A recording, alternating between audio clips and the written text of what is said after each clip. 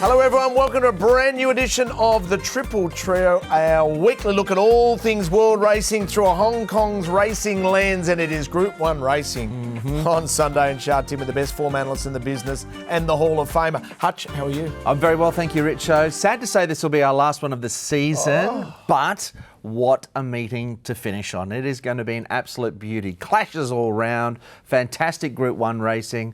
It's going to be a belter. Golden Boy, what a season it has been, and we have finished on a high from our show point of view. Sunday is going to be elite. Great days racing. A lot of good international horses are in Hong Kong, of course. Can't wait. Let's just hope the rain stays away. Olivier Pellier announced his retirement during the week. Shane, one of the all-time greats, hangs up the saddle. Amazing jockey, had a great career around the world. He was back in Japan in about 94. He was one of the first to go to Japan and ride there permanently and had great success. Of course, he won, I think, 4 Arc de Triomphe, and I'm sure you've got his record there. He won a lot of races in Hong Kong, big races. He was an outstanding jockey. Yeah, one of the best that France has ever produced. Great balance. I remember in one of the IJC races back in the day, he let his horse go like 10, 15 lengths clear, and you thought, this will stop, kept going for him. Amazing rider. A lot of success in Hong Kong. He had a lot of success everywhere, so he can look back on his career and look on it, upon it with a lot of admiration, one would imagine. Yeah, Hong Kong Cup, 2 Hong Kong miles and 4 Hong Kong vases, if you don't mind. So International Day, he was absolutely brilliant. Talking of brilliant, last week, the Golden Boy continued his hot run. This should have won last start for sure.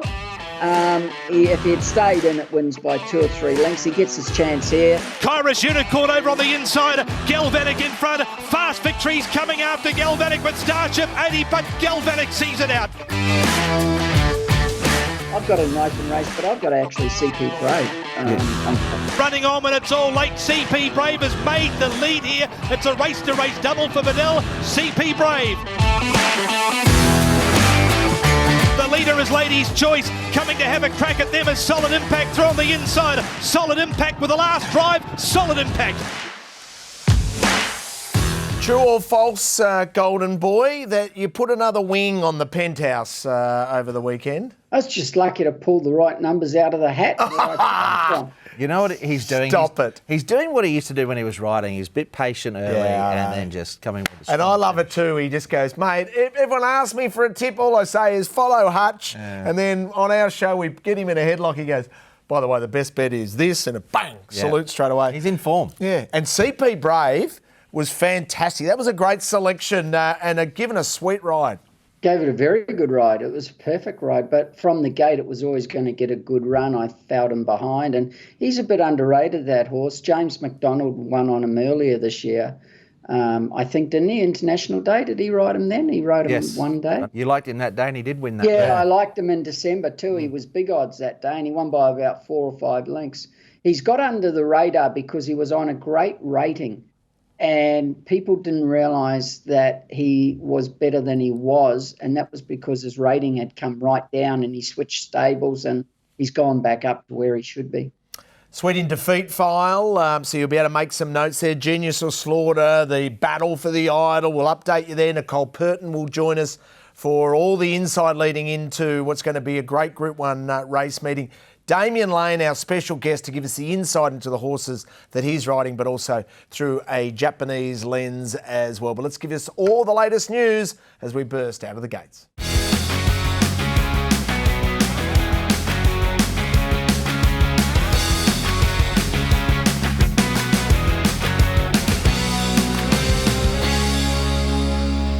We burst out of the gates, Hutch, with Casper Founds. Cass is in red-hot touch. Yeah, he's going well. He's had a good season, very competitive season, outside the top 2 in the championship, which we'll get to in a moment. Gee, there's been a lot of trainers spreading or, taking their share of the pie. And I think talking to Casper early in the week, he's a bit frustrated with the previous month with sort of a... horses running well without winning, but nice treble there last weekend. And, Cass is generally a top 5 trainer, and I'd expect much the same again this season. It's interesting, isn't he? So he sits there with 40 wins, but John Size sits third in the premiership on 42. Yeah, so Casper can get on the podium there, and he certainly have got a lot of momentum. Talking of momentum, Karis Teeton, Alexi Bedell had in good form. Yes, Karis is he just gets it done. Karis doesn't he? He just keeps sort of bobbing up, taking his opportunities. I should have paid more respect to the form with Sing Dragon. I was with Victory Moments here, and look, obviously the rain did affect the day a little bit, and probably the track, but he was very good. Held off a challenge from Montefruta, 3 from 3 now this horse, and Karis had a good association with him. And well, here's this ride from Alexi, of course, Shane, and Alexi's another one that he's had a good season, I think, overall. Very good season. He's getting it done. Of course, he rode 2 winners on the day, and the other ride was Solid Impact, who you showed before, and that was an outstanding ride. He's going all right, and they were both perfect rides. He sits just outside the top 5, Alexi Bedell, there with 32 wins. They're sitting in 6th position at the moment. The tearaway leader, Zach Purton, Harry Bentley, who has had a long time on the sidelines, and he's come back in really good touch. Tell you what, Harry's riding well. He is riding well. Here's Zach's win. This was luckily our best for the day. Gee, interesting track on the weekend. On Wednesday, I should say, Shane.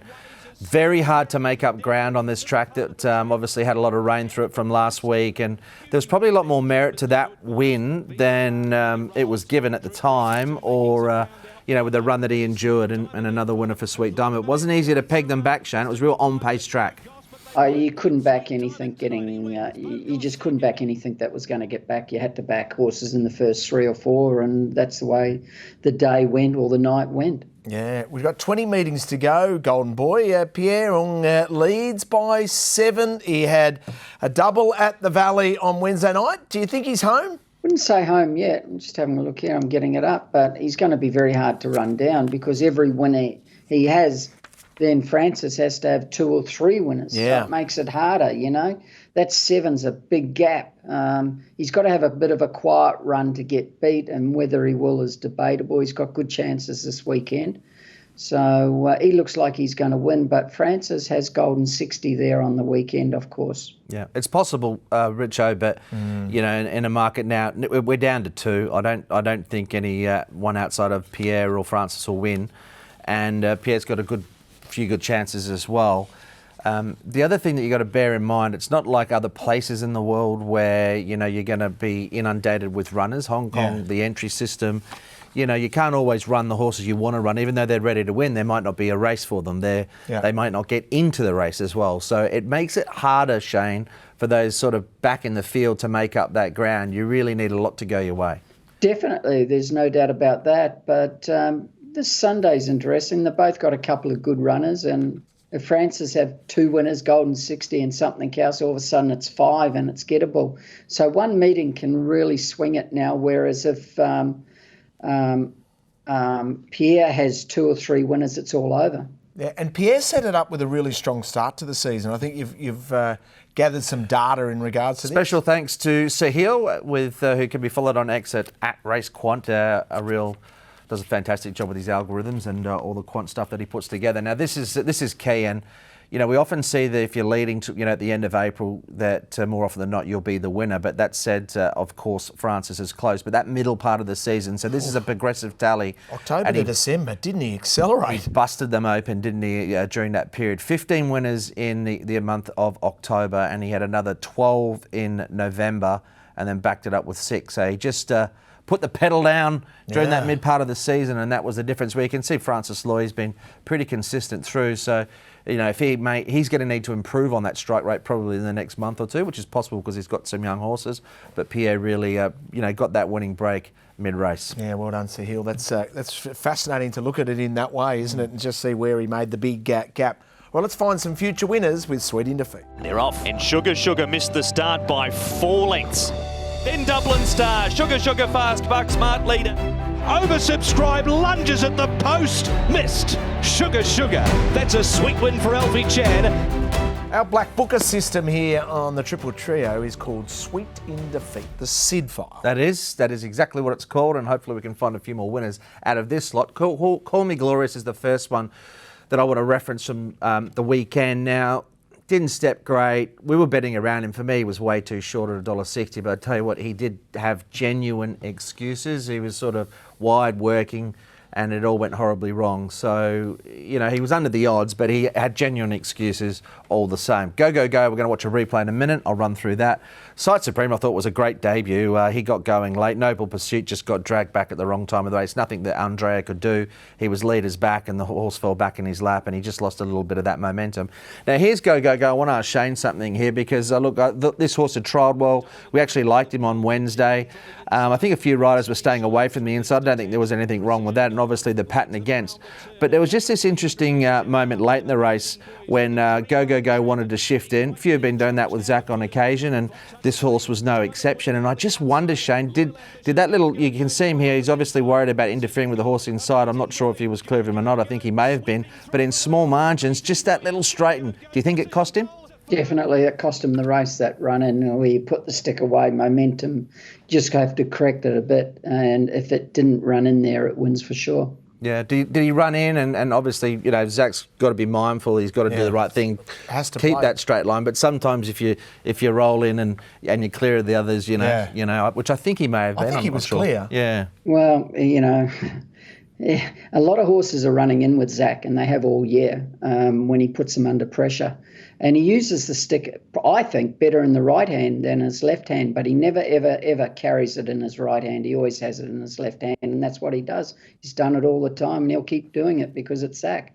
Go was a very good run, though. He was, that was super. he's definitely improved, and that's for Chris. So I thought the trial was also better in that lead again. Okay, so they're into our famous SID file. Follow them into the future. Time for the Hong Kong jockeys to sit up and take notice. Genius or slaughter. The end across, answering the urgings of Shane Dye. Mannerism coming at him. Mannerism has got it. Daring tactics by Shane Dye. He's got Octagonal in full flight on the corner. Bold tactics by Shane Dye are going to pay off, and he pinches the Chipping Norton. The world-famous Genius or Slaughter with the Hall of Famer, the Golden Boy, Raymond Shane Dye. Who caught your eye this week? Well, Alice Wong on Giovannic. Last time I gave him a bit of a pay over coming off the fence. You'll see it here, gate 3. Gives it a bit of a dig, which is good, and gets straight across the fence. And last time, they went really fast in this race. There was good pace in it. I think they run a 27.23, which is pretty quick. And then they run a 22.9, so they did go really quick. But he got it on the fence, and he had a chance this day. You'll see it up here soon. At the hairs down the back, he's 3 back. But up here, he could have come off the fence at about the 700, and he did it 3 weeks ago, and it cost him the race. This time he stayed on the fence, Clint, and it actually won him the race because he wasn't working and covering ground. There he could have come out, and he thought about it, and then he said, no, I'm going to stay. I remember what Shane said on this program, I'm going to stay on the fence.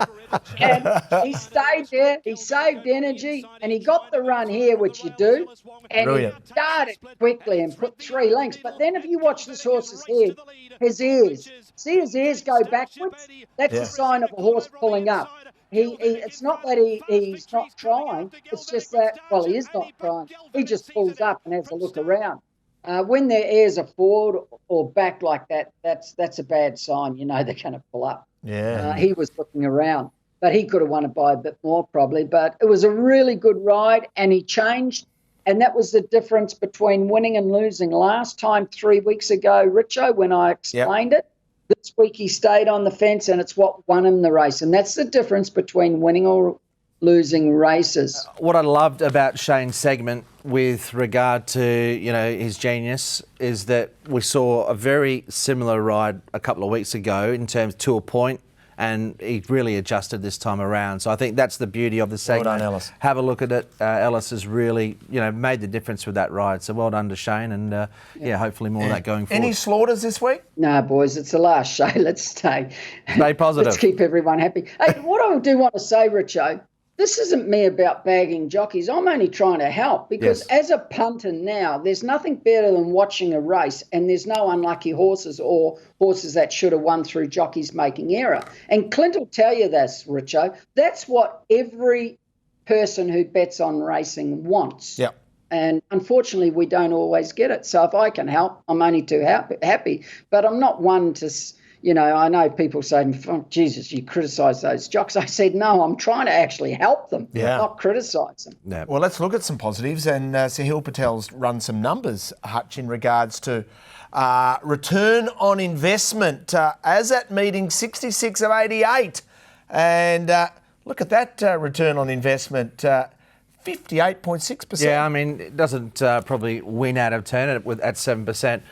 But I think if we have a most improved bracket or a notable mention this season, Harry Bentley would probably be it for me. I think Harry's really come on leaps and bounds from last season. He obviously spent some time on the sidelines, and Antoine does well with the horses that he gets that are usually big prices. So, Antoine doesn't get opportunities. But I feel lately that Harry's been very good when he has been given an opportunity. He's made the most of it. A good example was Wednesday night, Our Lucky Glory. Drew well, but he got the right spot and he delivered. So well done to Harry. I think he's had a great season. Yeah, well done, Harry. It's quite amazing, though, Richo, that out of all the jockeys, there's only 3 jockeys that you can back that you show a profit with.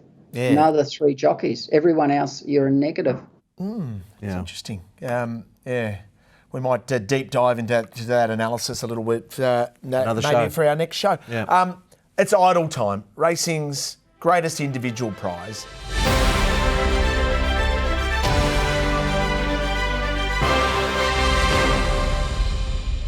Shane, who got votes this week? Well, definitely Mr. Wong did, of course, on Giovanna. He gets 3. I thought Alexi rode really well and gave these 2 horses just perfect rides.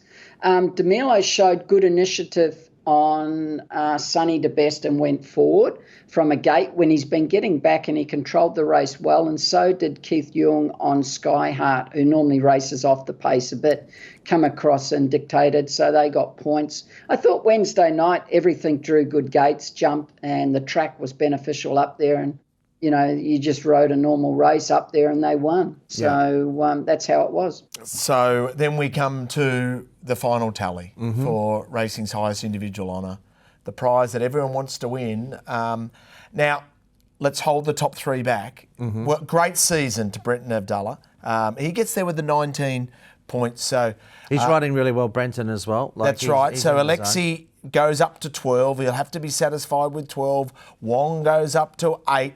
But here's our top 3 for the big 3. And Bowman 22, Karis Teeton 23. And Shane, this is going to be a very emotional moment for the whole Purton family when you hand over this trophy.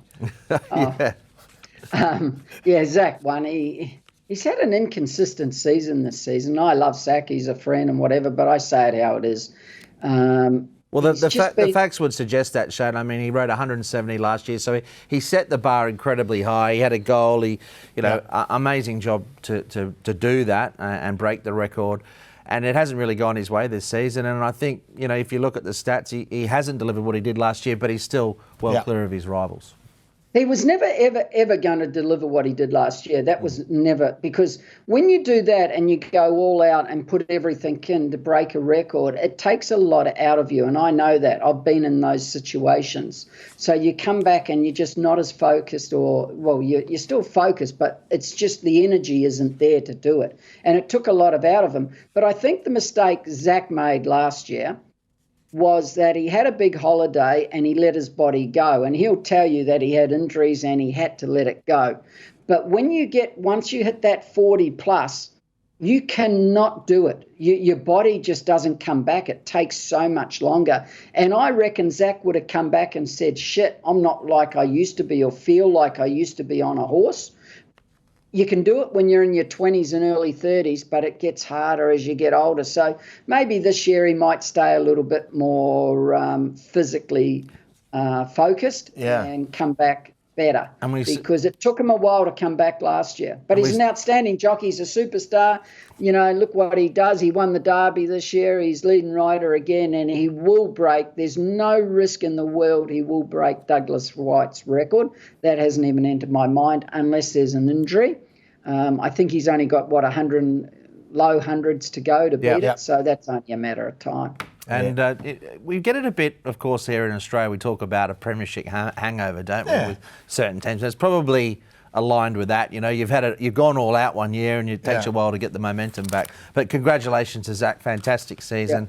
Not a bad premiership hangover if you can win the title and the derby and Group 1s. Absolutely. He's had a good year, but by his lofty standards, even prior to, I mean, last year he went incredibly well, or last season.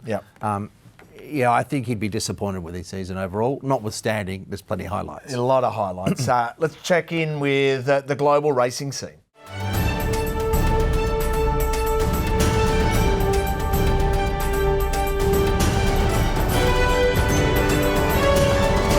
Global racing update is through the lens of the Whirlpool, and the Whirlpool has been an incredible success. We've seen it in recent times in Australia, and the turnover is quite breathtaking, isn't it?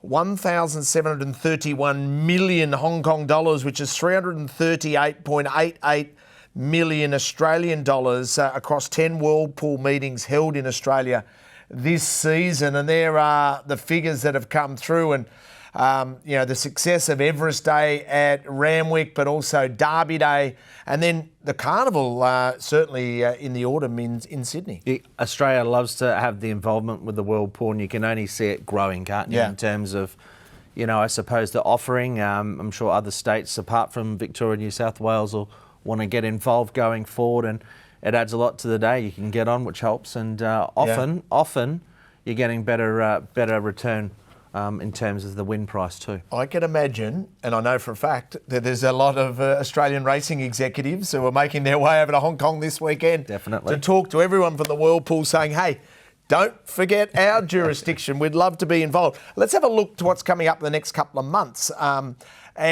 We pivot towards the UK now, Guineas Day, 2,000, 1,000 Guineas lock-in stakes. We go to Ireland for the Irish 1,000 guineas as well at the Curragh.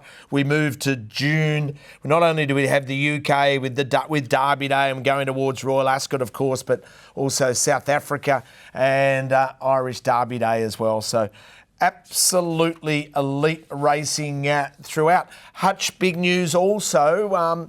Shinzo, the Golden Slipper winner, given a gun ride by Ryan Moore last season, is now retired. Yeah, we've heard he's been retired, and it does happen a little more often these days. I'm not sure of the circumstances surrounding him, why it's happened at this point of his career, but I want to just sort of run through the Group 1 goldmine, because there was plenty of talk about how well bred this guy was, and here's a look at him, and a couple of lovely shots from this horse. Who, he was brilliant, wasn't he? But any of that pedigree information you get, and if you want to see if your mare might match up with Shinzo, or you're going to buy a Shinzo prodigy in the future, you know where to go, Richo?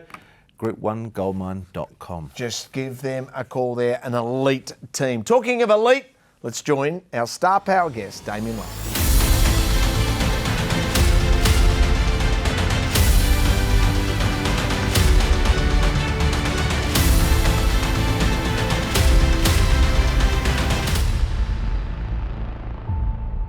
Our star power guest is exactly that. He is a global star. Wherever he takes his saddle, he rides winners. He'll be riding on Sunday in a magnificent meeting at Hong Kong, but he's also got great insight in regards to the Japanese form references. I'll talk, of course, of Damian Lane and Frosty, as he's affectionately known. Welcome to the show, mate. You've got a very busy weekend. Tell us all about it. Hi, guys. Yeah, I am riding in Adelaide tomorrow, and then I'll catch a flight back to Melbourne, then on to Hong Kong to ride in Hong Kong on Sunday. Yep, I'm sure they're looking forward to having you back, Damian, as well. Now, what can you tell us in brief about some of these horses you're riding? We might kick off with Sunrise Ronaldo, just for those who aren't sure. Obamburu Mai is the other one, and Hishi Iguazu, who we kind of know well anyway, but what are your sort of thoughts on the three entrants in the respective feature races, starting with Sunrise Ronaldo?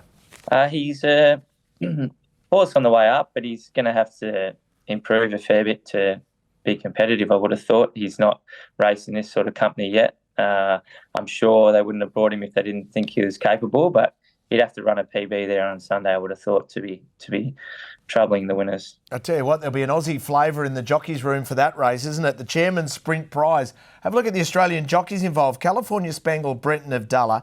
Invincible Sage, Hugh Bowman. How deep is your love, James McDonald? We know Frosty's riding Sunrise Ronaldo. Zach on Flying Ace. Blake Shinn on Mugen.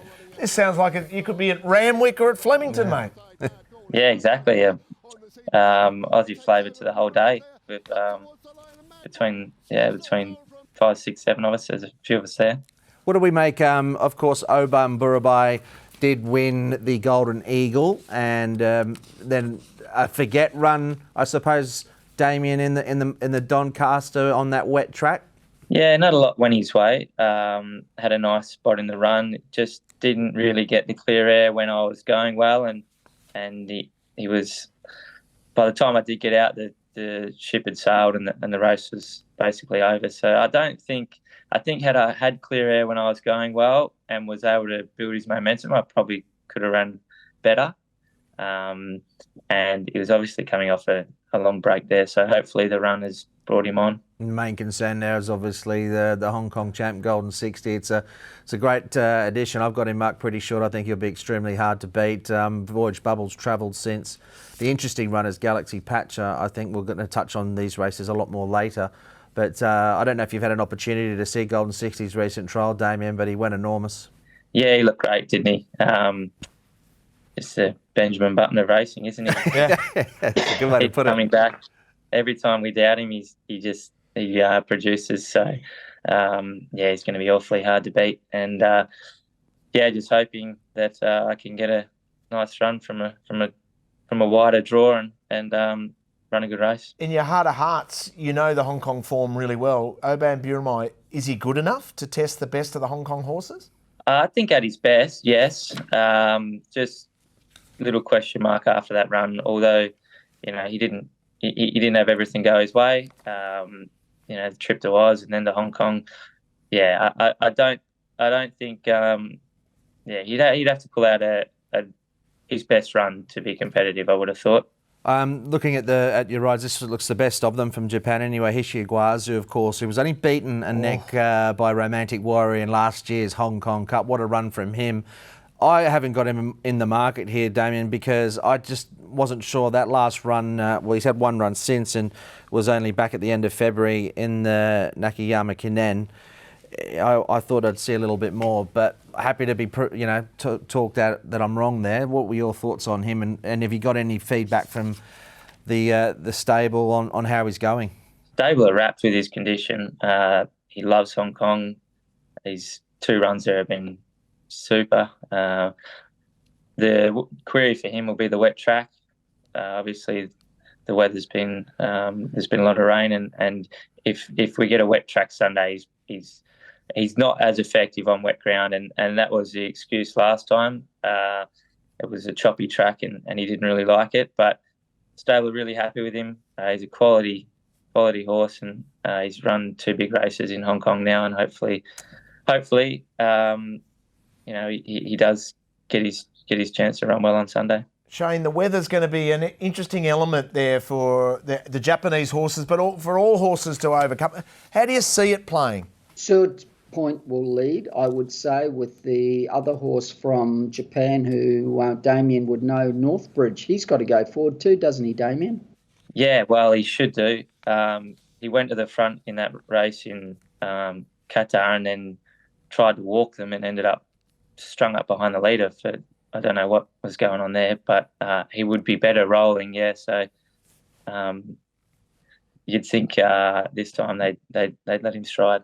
Yeah, there's not much pace. There's not really much pace in the race either, Shane. Romantic Warrior will definitely go forward. He'll just go forward. He's got a good gait, actually. Even though it's 10, you can just squat in when you want and take your time. It doesn't matter if you're 3 wide, especially if it's a wet track. What's the difference?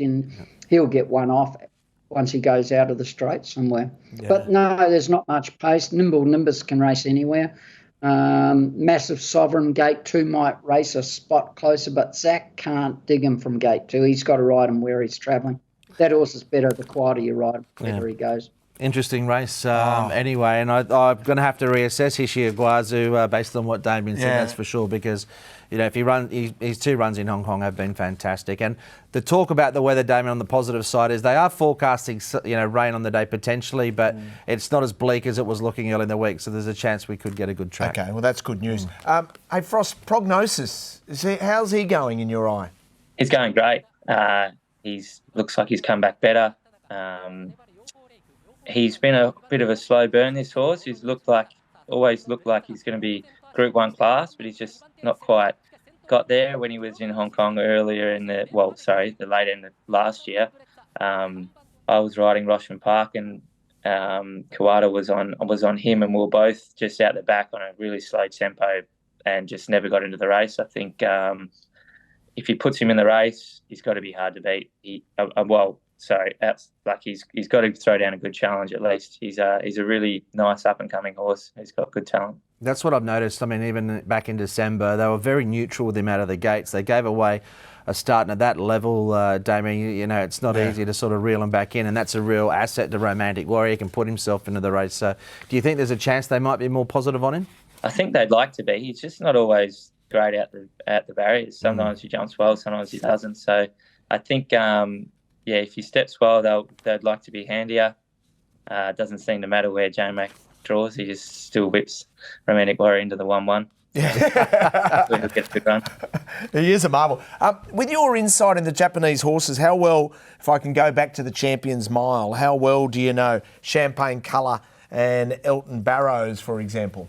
Elton Barrows is probably just off the better ones, but he is improving. He's on the way up as well, but I couldn't see him troubling Golden 60. Champagne Colour, similar sort of vein. He won a Group 1 in Japan similar time last year, and the only thing I will say, it was on really wet ground that day, so he has got the wet track box ticked, but that's been the only time that he's sort of shown that sort of form. He's tapered off a little bit since. He beat Bambiramai in that race, actually. But, he's got the wet track form, but I'd be surprised if he was good enough to worry Golden 60 as well. I know in December, Frost, you love getting to the Hong Kong international meeting. Guess what we're doing? And you should be part of it. In fact, you should appear at any time. We're taking a tour. Can you believe it? People can come along and travel along with Hutch, Raymond Shane Dye, you, now that we've invited you, Frost, to be part of it. That's how people at home can get involved. Scan that code, 7 days, 6 nights. Choose those nights carefully where you want to be. 3rd to the 9th of December. It's going to be magnificent. We're going to have some great events. Frost, right now we're about to record you saying something really nice about travelling with us. Oh, what a treat for the punters. Once in a lifetime sort of stuff, that. Yeah, love it. Love it. See? Hey, right on cue. Asking you, he shall deliver. What a bloody genius you are, mate. Hey, thanks for taking our call today, and good luck on Saturday and also on Sunday. Thank you, guys. What a beauty. Damian Lane. So there we go. No one's running better in Australia, is he? He's a fantastic young rider, and he's going to continue to be a big force on the world stage, no doubt. And his connection with Japan, they love him in Japan. Oh, yeah. And he's really done such a good job at establishing his name there, and he's going to have tremendous success going forward too. I mean, he's the leading jockey in Victoria at the moment, and he's ridden better than anyone this season. Yeah. He's an absolute gun, and you heard him right. They're an absolute treat for the punters. Get along onto that tour and stay with us at the end of the show. We're going to announce another way to get involved with this unbelievable giveaway. All right, let's launch into what's going to be an amazing day of racing. Sunday is, of course, Sha Tin.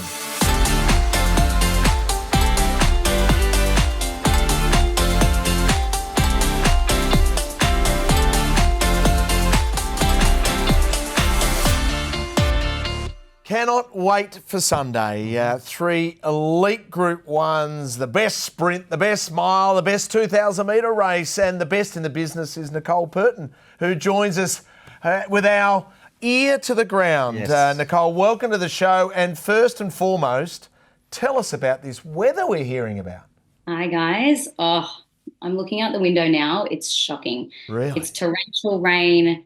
Winds, really strong winds around Sha Tin this morning. It is forecast for the next few days, But it was also forecast for hail yesterday, and it was beautiful in the afternoon. So you never know. Hopefully the weather gods will shine upon us come Sunday, but right now it's not looking good. Yeah, we've been getting some shots of all the track work and the things. Nicole, it's been quite challenging for a lot of the those that have arrived this week, and even probably with their work, I suppose, in the mornings. Yeah, it's been a big talking point around the track. I know there's a few camps that are pretty nervous about what the weather's going to do come Sunday, especially the Japanese contingent. But I know with the exception of Mad Cool in the sprint, but Golden 60s trainer Francis Loy has also talked about how uneasy he is about it.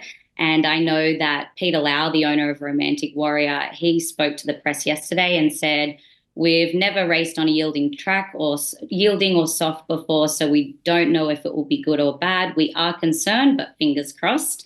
But he didn't seem too worried about the tactics. He went on to say, "I don't think there's much speed in this field. I think from gate 10 we can get in."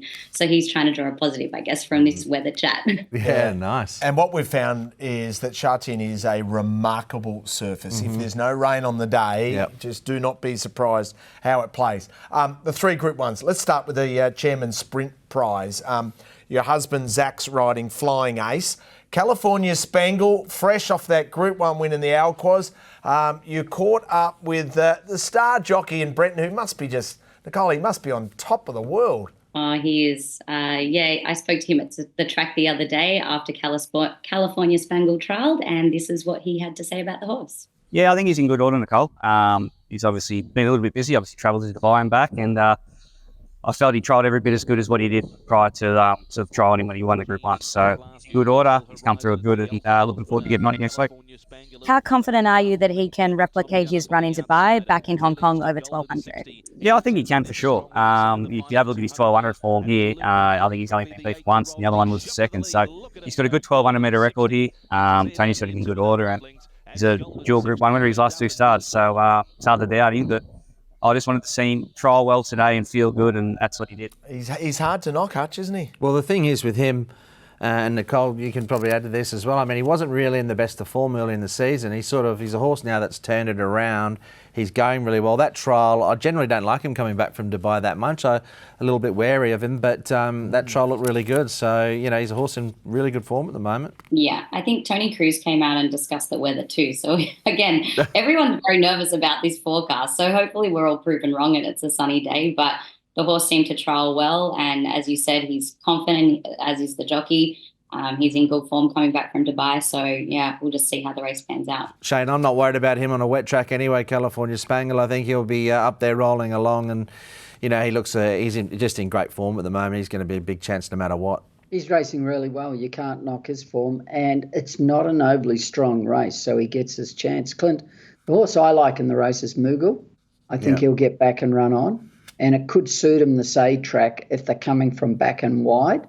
If it's a bit rain affected, he's the horse that's on the way up and could be pretty good over 1200 coming back from a mile. Yeah, I've got him marked second favourite, Mugen. I think really? I think he's a big chance. His numbers over there, I don't think he saw the mile out. I like him back to 1200. I thought the trial was outstanding. I'll definitely be having something on him. He's got a bit to fight on official ratings, but I agree with you, Shane. I don't think there's... I think it's a race that he can be very competitive, and a wet track will be no problem. Well, great minds think alike, Nicole, because I believe you went and caught up with his trainer. Yes, and here's what Pierre Ng had to say about running Mugen. The reason we're running in this Group 1 because Lucky Trainers was out. So the honest things is pretty even race. So we might just have a crack in it. Always put up brilliant. And he'll be trialing on Chongfa on Thursday. And he always trials really well up there. So let's see if you can get us some prize money or even a surprise for us. Okay, so there's the insight as to why no Lucky Swainess. So let's put our hand up and have a look and go. And what a season he's had as well, Pierre Ng. There you have my market channel. I got him around $5. And look, Flying Aces in this race with Invincible Sage. There was a little bit of cushion around this day. The rain had come. Invincible Sage likes that. Flying Ace probably got a couple of lengths to find, I think. Shane on his overall form, but you're taking Swainess out now, so it's given the the few of the others a chance. Yeah, How Deep Is Your Love gets his chance from gate one. Might be able to race a bit closer with James on. I've got Mugen on top, of course, from California Spangle. Victor the winner, and what else? How Deep Is Your Love isn't the worst. But that horse there, Invincible Stage, did go really well last start, Clint. He went above what I thought he would go. Yeah, I think. But he was ridden closer. Yeah, the wet track probably helped. I'll say this with Mad Cool as well. I've got him out. My prices, early rated prices, are judged on it being. I had to judge it on a good track. If it's on the day and it's wet, well, Mad Cool might be a better chance because he didn't seem to have too many excuses really back in December when he's in a 3-wide trial. He had a great run and he was just a bit below Hong Kong's best. So that's what I'm judging him on, not the most recent sort of race where he beat Victor the winner. But a great race for me, California Spangle Mugen. I think it's between the two. Okay, so is that your betting plan there? Yep. You're trying to back them both at the right price? You have to respect Victor the winner. He's still going to get a nice run. He's still going to be on speed. A little bit of cushion. We saw him, I think it might have even been the Chief Executives Cup early in the season. There's a bit of rain around, didn't worry him. He had a light weight. But look, he's a horse that will still run an honest race. But I think it's between the 1 and the 9. Okay, Nicole, do you agree? Who do you like? Yes, I'm with Mugen for the same reasons the boys have mentioned. I liked his trial in Chongfa. But if the rain sticks around after Mad Cool's win in Japan, I'm with him. Joe, can I ask you about a horse? Please. I've been listening a few about him. I don't know him. You might. Believing. So this is George Bowie, who's an outstanding young trainer coming out. I mean, just the mere fact that this horse is here says a lot, doesn't it? The fact that they're willing to travel. Now, the beauty of a horse from Europe is straight away, you think any given the track, any sort of a softer surface or a yielding surface is an advantage. Yeah, it could well be. I just thought the overall sort of form, this is a big step up. I agree. It's a much harder race and you've got to travel halfway around the world. So it won't be easy, but hey, you never know your luck in a big city. Yeah, it might be just dipping the toe in that. I mean, my gut feel always with the European sprinters is I'd be always keener on a local sprinter or a Japanese sprinter over a European 100%. sprinter. 2,000 metres, different scenario. And we'll talk about one coming up with Dubai Honor, who will absolutely love it if it is nice and soft.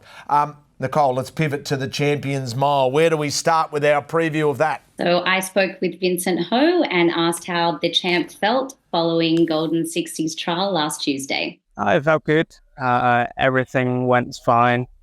So I'm really happy of how he's going because, of course, we had some issue before with him in January and it takes a few months and it's sort of an intensive comeback in the last month. So we only have 2 trials for preparation, and I gave him a good blow and he come on. How would you compare his fitness and condition to December before the Hong Kong Mile? Yeah, almost there. Hopefully after this trial we'll bring him on to another level, which almost level with December. So which he will. He's a very easy horse to train, and he bring his fitness up by himself quite a lot. So no headache for us. Just a normal blowout, and he'll be reach another level always. Oh, it's so brilliant to see the champ back. There was a few moments where we thought we might not see him again. Exactly. But by the look of it, we're seeing him in good touch. Hey, if that body language is anything, Nicole, he seems very relaxed, Vincent. He's like, I'm happy. Yeah. The horse is flying. I'm sure Shane would agree. Like, any dream for a jockey is to have a horse like Golden 60, but a horse that tries as hard as he is and is as brave. I've just never seen a horse pin his ears back and try and win the way he does. But Vincent seemed very chill. He was very, you're right. He just seemed really confident and relaxed about, Sunday's race. So wish them all the best. It's really nice to be part of Golden 60's journey, even just as a bystander. Yeah, it is incredible. Hey, Nicole, what you're going to notice is Zach's Australian accent's going to be a bit thicker after Sunday because he'll be surrounded by Aussies in the jockeys' room. McDonald, in effect, an Aussie, but a Kiwi Aussie. What? Purton, Avdulla, he won't like you saying Lane, that. Shinn, Bowman. How amazing will that jockeys' room be? Yeah, it's a real walk of fame here this weekend. It's nice to have everybody in town. They get to see what we see week in, week out. And, spotlight's on. It's great. I'm very excited for the weekend. Just back to Golden 60 as well, Shane. Like, I know the wet track isn't ideal for him. That's acceptable. I think, when he did strike that really wet track, it was over 2,000 metres. The race shape didn't suit. It just all went horribly wrong. I think even if there was a little bit of rain around, I'm not sure it'll be an issue for him over the mile. But what's your take? That's my personal opinion. What's your take on him on a wet track? Vincent's only given him 2 bad rides in his career, which is quite incredible. And one was on the wet track where he got too far away. So he had an excuse that day. So will he handle it? I don't know. Of course, he's better on a good ground. I don't think it'll affect him that much, but what it comes down to is fitness on a wet track. It's just that little bit harder. I've got him winning. How can you not have him winning? He's such a great horse. We saw what he did International Day. I've got him on top. I think the interesting run, of course, is Galaxy Patch. He's the young horse up. He's got a great gate 1. He's going to get a lovely run in behind. And he's a horse that could be going a lot higher. So he's the interesting run in the race. But as for the rest of them, Golden 60's just got them all covered. Nicole, did Ricky you agree with you that the Golden 60's got them all covered? Well, I did ask him how Voyage Bubble had returned for Dubai, and this is what he said. He just came out from the quarantine yesterday, and since he got back, he's fine. He seems to enjoy his trip, enjoy his traveling, and that 2 weeks in the quarantine, he is in work all the time. They've done a couple of care since, so I'm happy with him. And how are you expecting him to run? He's a very honest horse and consistent, and he let's just forget the run in Dubai because he was trapped because of his draw. I would expect him to run another good race. And see how he trials on Thursday. We're going to put him in a trial on the dirt over 12 on 18th. Yeah, he always runs well. Simple as that. Yeah, it's still it's a really interesting factor that, and what Nicole brought up there with them, they're travelling, they sort of come back. So some will handle, some won't, but he has been honest this season. Yeah, and then Nicole caught up with Pierre Ung to talk all about the horse that Shane's just referenced in Galaxy Patch. Yes, I did speak with Pierre Ung about Galaxy Patch, and this is what he said following his trial. The feedback from Karis was he definitely improved from the last race. And feels a lot more relaxed now, so which is a very good sign. As more racing into his brain, he get more mature. So we pretty much looking forward to a very good run for him against Golden 60, of course. We run near him, and I'll be very happy. And he'll be a very good horse for the next two seasons. How happy are you with his overall condition? Great. The Derby did use him a bit much, but he recovered after 3 weeks' time. And obviously today he trialled really well, and it looks all right. Everything seems fine on him.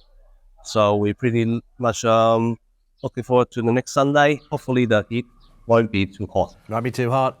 No, it won't be too hot. Won't be too hot. Hey, but listen, $1.65. Yeah, I mean, in my mind, I was just thinking, look, I'm not really worried. I can't put a marker together on a wet track when it could be dry as well. So this is assuming that the track is in a pretty good condition. And I think back to what Golden 60 did in December, and I'd probably have him $1.25. I mean, what a performance that was. And I didn't see anything in that trial to put me off. So I look at the rest of the field. Galaxy Patch, he's got the race fitness, Shane. He's the horse that's coming out of the Derby. The Derby form always stacks up well for this meeting. Usually they go to the QE2, but he's dropping back to the mile. That's the other thing I love. 2,000 back to 1,600. I don't mind it with that gap between runs. But this is what we can see from 60. If he's anywhere near this sort of form, good luck to the rest. He just wins if he does this, Clint. There's no doubt about that. It was an amazing show of speed at the 400 when he quickened. But he's always done it, so I can't see how he won't do it this week. The only thing's the wet track. I've got Golden 60 on top from Galaxy Patch and Voyage Bubble, of course, and I think they stand out, those three, unless it gets a bog and then something like Beauty Joy keeps coming, and he seems to never be too far away, but he just doesn't win these better class of races. No, there's not a lot of speed here, which I think only really helps Golden 60 anyway. And like I said, I think that failure on that wet track was more so the way the race was run. It was also 2,000 metres. Russian Emperor won it, and we know it goes over a mile and a half. This is a different setup. He got through the ground okay, and I think irrespective of the conditions, I've got to have him short. Galaxy Patch, can't wait to see what he can do. I don't know what his best trip is, but I know he's a very talented horse. And Voyage Bubble hasn't done too much wrong, but we'll be with 60 all the way. I'm barracking for Golden 60, but I'll be having a good each-way bet on Galaxy Patch. Maybe even 1 by 3. Fair call. And play it that way, but cheer on the champ. Nicole, what do you think? Yeah, I'm with Clint. I can't go past Golden 60. Voyage Bubble got pretty close in December to him, and I know that there's a lot of talk about horses coming back from Dubai, but I think he had a pretty easy go of it over there. But Galaxy Patch, he looks like a really nice horse, so I'm very intrigued to see what he does come Sunday as well. So then we launch into the QE2 Cup, and it's going to be an absolute cracker. Nicole, where do we start for your various interviews building up to this great race? Yes, so I spoke with Dennis Yip, and my question to him was, how has Massive Sovereign come out of his epic derby win? Yeah, see, after the derby, the condition, I think, is still very good. He finished all the fit, and he kept happy. Has he shown you the signs that he's in similar condition, or has he potentially improved? I think he improved.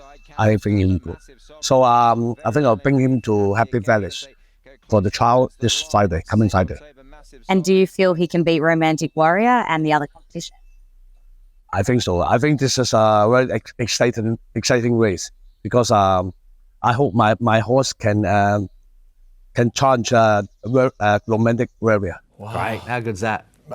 I think he's right. I mean, Romantic, we love him, but this is a big test. He is a proper horse, this guy. Absolutely. And what he's done on my rating, he's put up 2 unbelievable numbers, and who's to say... That's right. He's got to find a little bit more against them, but who's to say he won't do that? And I think Zach would be really happy with the draw. I mean, it means that, he can just lob in a nice spot from there. I don't think the draw really worries J-Mac. I've got Romantic Warrior favourite, but gee, this he's going to work across and get a nice run. Prognosis is the tricky one. I mean, like they seem to always be back with him, but if he can land in a nice spot, and of course if the rain comes, it brings Dubai Honour right into the mix. I mean, I'd mark him considerably shorter.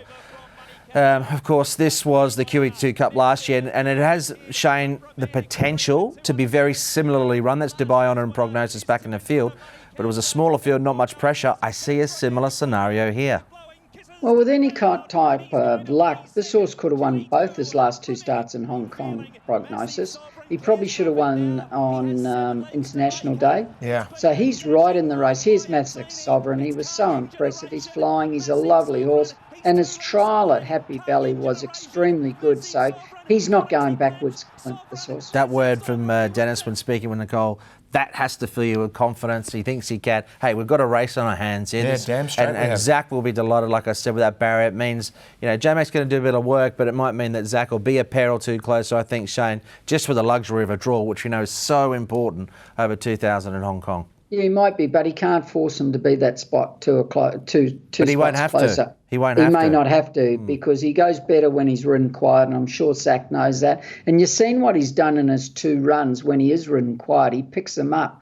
Sometimes you have to change instructions to horses to suit races.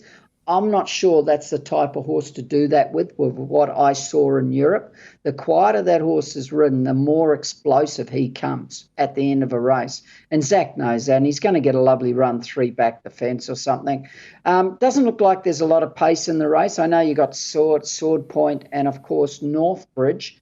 But outside that, you've only really got Romantic Warrior, haven't you, Clint, going forward? There's not much speed. Like I said, it's going to be very similar to last year. And that's the big asset with Romantic Warrior, isn't it?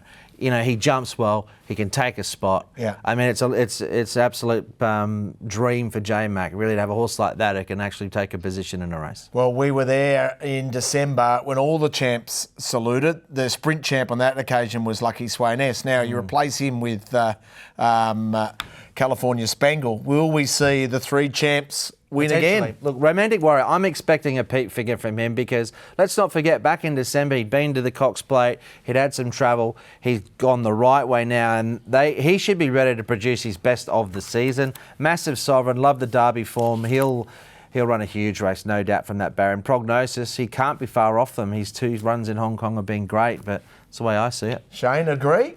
I got Prognosis on top, definitely. Ooh. Softer track just might open them up a bit more, and he might ride them a touch closer. And he should have won his last 2 runs in Hong Kong, I believe, watching the replays, me going back over them. So there's no reason why he can't win. And you've seen his last win in Japan. It was very, very good. So I've got him on top from Romantic Warrior. And, of course, I love Massive Sovereign. I tipped them on the show weeks before the Derby. I wouldn't be surprised if we saw a new star in Hong Kong with him. And this race could really show whether he's that star or not. Nicole, do you think Zach can win? I'm pleading the fifth. I'm not talking about Zach's this horse once on the show.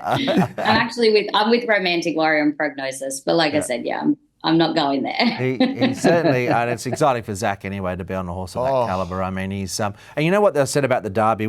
I feel this about it. You know, we've seen worse Derby winners be very competitive in similar races, and he looks like he's way better than a lot we've had recently. But if you're top notch, and he is at this point in time, he'll be very competitive. So it's going to be a beauty. And we're barracking for Zach, Nicole. Ray Johnston has the all-time record as an Australian New Zealand jockey, winning Northern Hemisphere Group 1s, but Zach is only a couple away, so we're barracking for him to get yet another record. Nicole, you probably didn't realise, but the votes are finally in for the Idol, and we don't have the trophy with us, but we look at that trophy cabinet behind you. Shane Dye, through all the various meetings, has been giving points for the famous Idol, and Zach is the winner for our very first season of the Idol. This must be a huge thrill. Can you please pass it on to Zach? If you'd like an acceptance speech now, please go for it.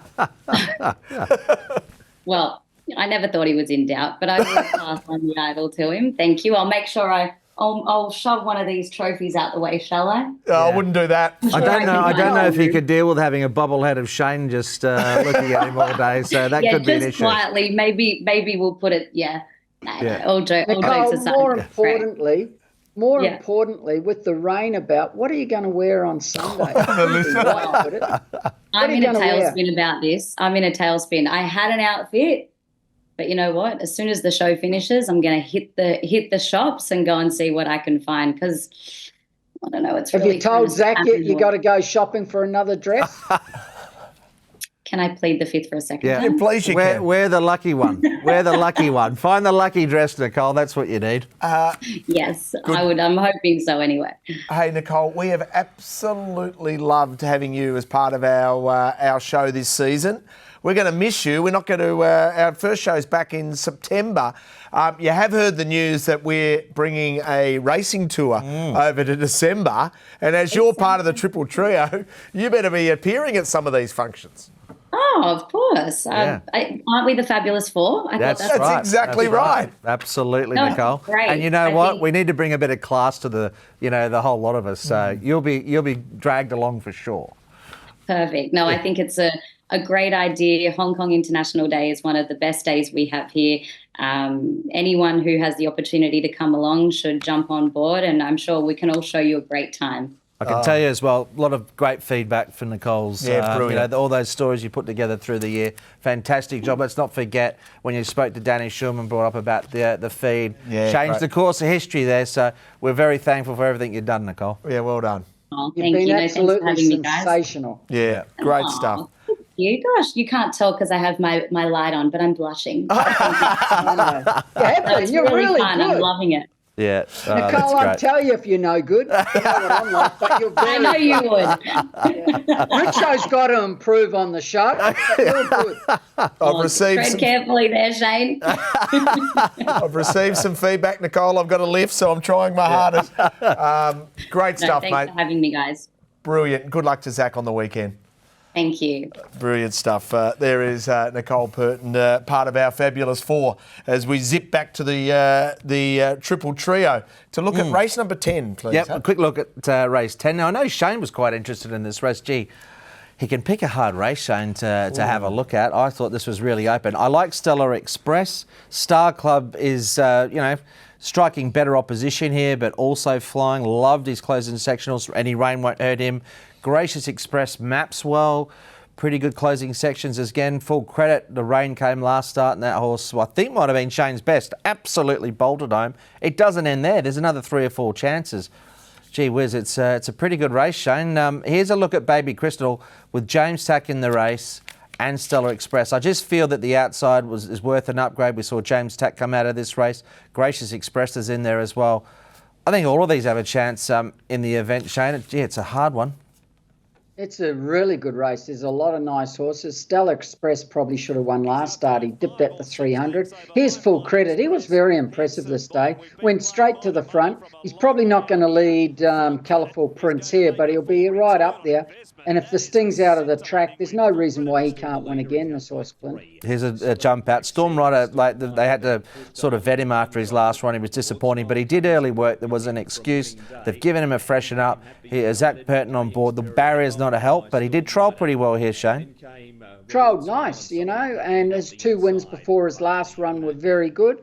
I know he's got gate 14, but sometimes if the track's a bit wet and they're winning out wide and it's the last race of the day and it's the A track, geez, it's the best gate in the world, gate 14. So I wouldn't think that would be a disappointment, even though you've got gate 14. The other horse we haven't even spoken about, this is a lot harder race than last time, is Haste and Delight. He won well last start, got the run of the race and won, but he's going to get the run of the race again here. James Tack, of course, what more can he do? He was impressive. So there's a lot there, Clint. James Tack won well. He didn't mind the wet track. I think Haste and Delight will find it harder here with the, the rise in weight. He's got to concede weight. Phoenix Light can run well. I mean, he likes it wet. Yeah, this is a tough race. Yeah. I've tentatively had priced up the field, and I think I've got it at about $5.50 or $6 the field. It's that kind of race to finish the day. So if you're having those exotics, a quaddy or a treble in Hong Kong or something like that, I think you need plenty of runners in it. 5 last start winners coming into this race. The best bets for what is going to be an incredible day of racing, one of the great days in Hong Kong. Best bets, where do you go?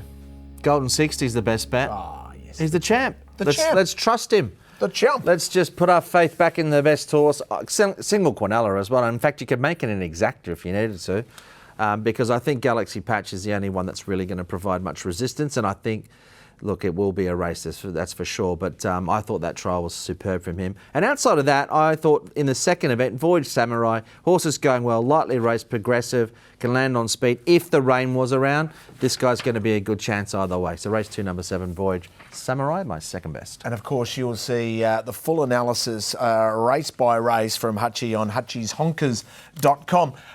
Golden Boy, by G, you're in good touch. Finish on a high. Okay, I'm going to go in a very strong race, hard race, Blue Marlin, race 9. He's got gate 13 out of 13, but I think by that stage of the day it might be beneficial. Should have won for sure last start. There's good pace in the race. He'll sit back a bit. It's a hard race though, Clint. There's some nice runners in this, and he's going to be odds for sure. He's got to be odds. Yep, he will be. And he has won on a wet track before, so he'll get his chance to come down the outside and with a clear run. And he's definitely not the worst. Okay, Harry Bentley for Dougie White. If you don't mind there, race 9, horse number 8, and Blue Marlin. Yep, he'll see it out. There's some horses in good form there, but no, I like where Shane's going there, and he has. He's been hitting the line hard lately. Oh my God, he has just been flying. A reminder, our Hong Kong International Week Tour, the Triple Trio Tour, you must get involved with this, and we are running a competition. Believe it or not, we are giving away 1 free attendance at this unbelievable tour. Absolutely. Now, this is how you get involved. You got to get on X, formerly known as Twitter, or Facebook. You can scan that QR code. What you got to do, the best episode, that you've liked of the Triple Trio on 7 Plus or on YouTube, best segment, just reference us in. Tag at Hutchie's Honkers and tag hashtag the Triple Trio. Get involved. This is a great prize. And for eligible states as well. So look at all the T's and C's. But I tell you what a trip that's going to be, Richo. We are going to have a lot of fun. That is going to be amazing. Shane is going to be the judge of that. So I would suggest you use something with Shane in it. Shane loves that. I was about to say he loves talking about himself, and I thought, yep, he does love talking about himself. Yeah. What's your favourite moment, Golden Boy? Anything associated with you. Thank you. It was a very simple question I asked, wasn't it? Yeah, simple questions. I tell you what, he's got to lift his game, Shane. I've never actually thought about it. I have to go back and have a good think about it. So. Yeah, well, there will be someone who'll be able to go through. You can go back and check it all out on 7+. They're all sitting there for you. Go back and find a little something that will whet our appetite to say, hey, we like the way you're thinking there. A little clip of something. Absolutely. Chance to win what is going to be a great prize to come along with us on the international meeting, the Triple Trio Tour. This is our last show for the season. We'll be back in September. Golden Boy, this show is not possible without you, with your hard-hitting opinion, the fact that you never ever sit on the fence. Please don't ever change, and promise us you're coming back next season. We'll see. I'll just see what the pay rise is first, boys. Oh, did we get Richo, paid? you're not bad yourself. You're pretty good. You make the show work. When you're not here, it's not the same. We know that, even though I give it to you. Don't hold your head in. I don't want it getting bigger, mate. Yeah, it's true. Anyway, thanks everyone for watching for the season, and well done. We look forward to be back next season, and as well, good luck for the rest of the 23-24 term. Yeah, make sure you check out Hutchi's Honkers full analysis of every meeting. We've still got 20 meetings to go for the season. And a huge thank you to our men behind the scenes, Borko and Jason Tarn. They make it all 100% possible. Thank you. Hope you enjoyed the show. Have a great Group 1 race meeting on Sunday.